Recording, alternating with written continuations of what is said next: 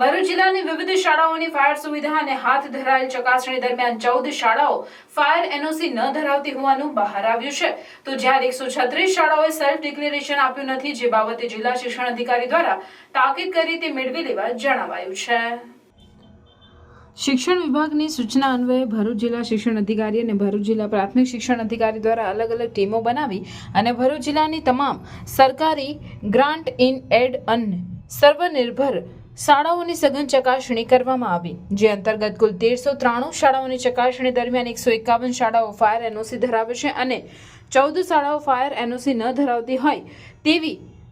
માહિતી મળી આવેલ છે। જે શાળાઓના બિલ્ડિંગ 9 મીટરથી ઓછી ઊંચાઈવાળા હોય છે તે શાળામાં ફાયર સેફટીના બધા સાધનો ઉપલબ્ધ છે અને કાર્યરત હાલતમાં છે તે પ્રકારનું સેલ્ફ ડિક્લેરેશન આપવાનું હોય છે। ભરૂચ જિલ્લાની 1072 શાળાઓએ આ પ્રકારનું સેલ્ફ ડિક્લેરેશન આપ્યું છે,